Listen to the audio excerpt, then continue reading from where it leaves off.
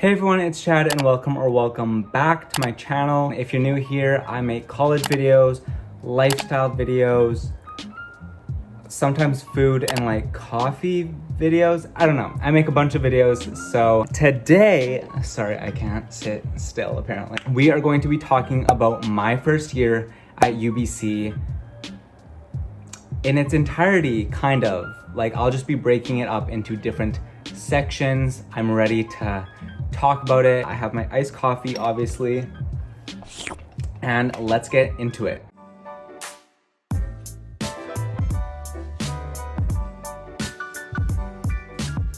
So the four main areas I wanted to break it up into are UBC overall, dorm life and everything that includes, social life, as well as academics. So yeah, stay tuned. So for some background, I just wrapped up my first year at UBC in the Faculty of Science, and I plan on going into environmental science as my major because I'm really interested in sustainability and sustainability in terms of the environment especially, but also like social and economic aspects of sustainability as well. And yeah, my first year was amazing. Like UBC is home to me, and I know that sounds crazy, but like, and it kind of makes sense because like I lived there in a dorm, but honestly, like sitting here right now, like I wish I was at UBC. Like I'm homesick about UBC, which is weird, but that's just how I feel because UBC is literally beautiful. If you've seen pictures of the campus or campus tours or dorm tours, you know that it's literally beautiful and so lush and green and all that. This isn't sponsored by UBC, by the way. I just like UBC a lot. There's so many places for you to study. There's places for you to hang out with friends, a lot of great food places and coffee shops. I am passionate about coffee. If you watched my last video, you know I got a coffee plant, everyone. Like I am in love with coffee. I cannot wait for this to start growing coffee beans. I'm obsessed. But anyways, back to the main thing that we're talking about. UBC is just incredible. There's a beach that you can walk to. There's different hiking trails. There's gardens. Every Saturday, there is a literal farmer's market that you can walk to just off of campus. It's just an incredible time. So to begin with dorm life, I lived in dorm first year because I really wanted to get that full college experience that you see on YouTube that I was literally obsessed with all of high school. That's all I would watch. Dorm room tour, move-in day, moving out day. Like I watched every single video related to college, I'm convinced. So yeah, as I said, I lived in a dorm my first year. I lived in Orchard Commons, which is one of the it's one of the newest residences for first year. And it's literally beautiful. I'll put a picture up right here. It's really pretty. It's basically two buildings that are just part of one residence essentially, and they share a dining hall and all those sort of things. But I lived in Bartlett House, and you can see my dorm room tour actually, so that you can get like a better idea of what the dorm rooms looked inside of Orchard Commons. You can go check out the video here once you're done with this one.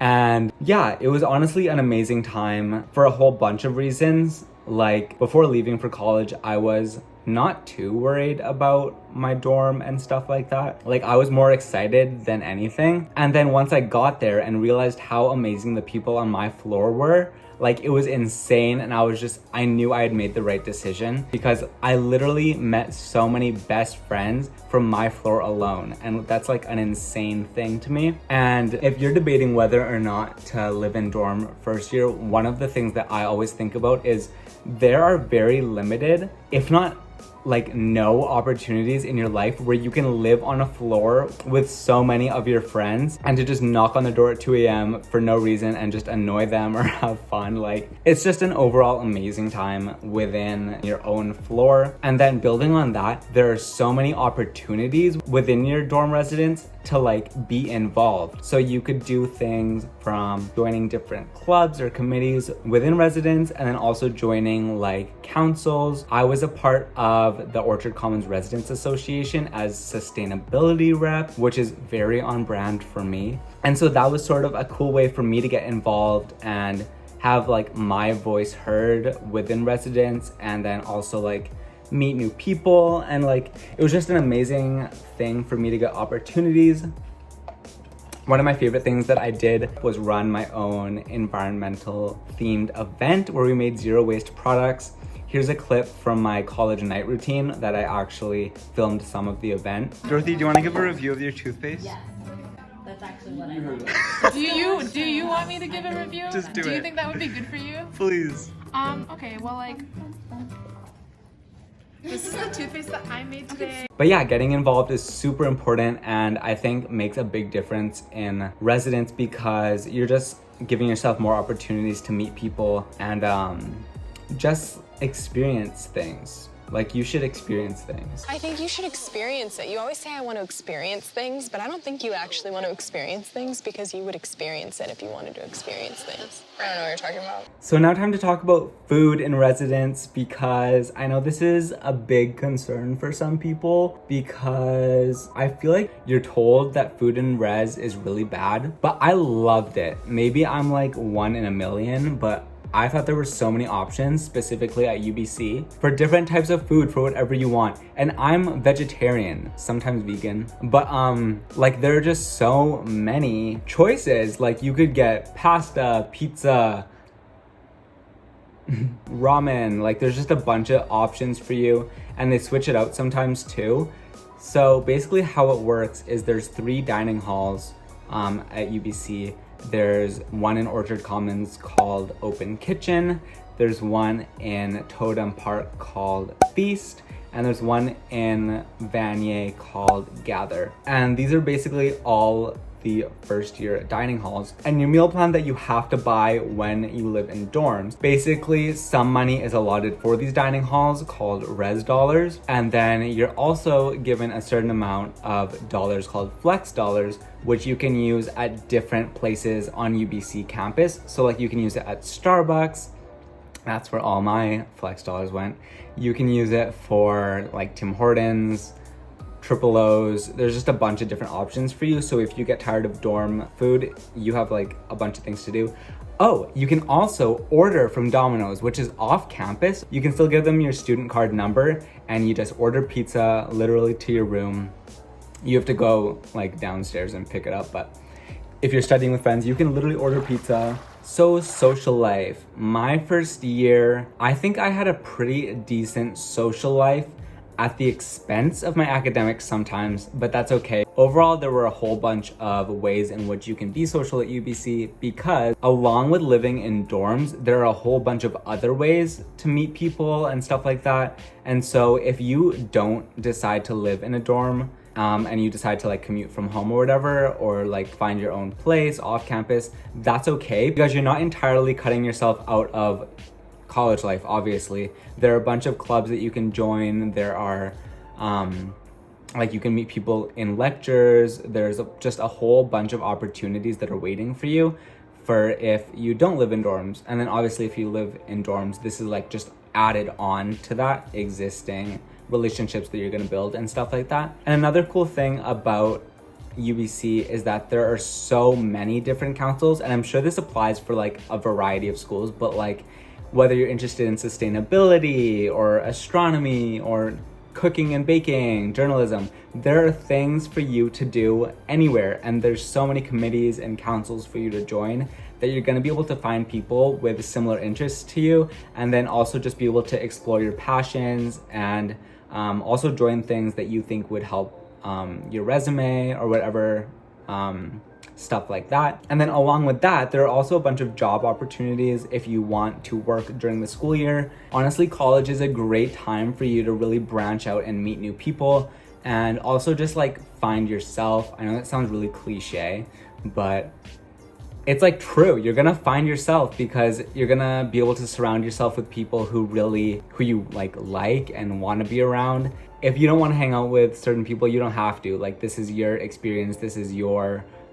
like future that you are developing and your career, whatever. So considering that, you're really gonna be able to find out what friendships meant the most and like are most important in your life coming from high school and like coming from your history. All the people who I thought I would stay in touch with going into university, I basically have stayed in touch with them and I'm still close with them, which says a lot about the friendships I developed and the people I've surrounded myself with. So you're gonna be able to tell like who really is there for you at all times, especially if they go to a different school than you, because you're not gonna see them every day. You might not see them like at all for months. So yeah, I'm sure y'all would love to hear my perspective of frats and frat life, but let me tell you, one, I didn't join a frat. I don't have anything against it. It's not my vibe. I feel like I wanted to get involved in other ways, which you can join a frat if you want. I'm not telling you don't join a frat. It's just what I just chose not to. In terms of going to frats, I literally didn't go to any, which if I have a regret from first year, it's not going to frats, because I'm literally talking over here like experience things. You should experience things. I didn't experience that and I regret it. But obviously I'm gonna go in second year, so I'm okay with it. I just delayed my frat experience a year, but it's okay. I actually did try to go one time with my friends, but then some of them were from another school. It was like a whole thing.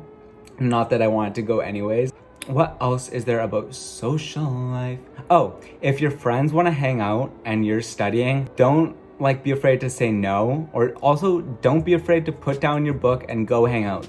You can study whenever you want, study at 4 a.m., but like you don't always get to hang out with your friends, and like especially in college, you're gonna want to get all the experience out of it that you can. So now moving on to the long-awaited academic portion of the video. For reference, going into university, I really was under the impression that I was gonna be able to do really well just because I did well in high school. Well, let me tell you, it is not the same thing. And part of it is because I gave up like some of my like studying time and stuff so that I could be more social and develop like friendships and stuff like that and like hang out.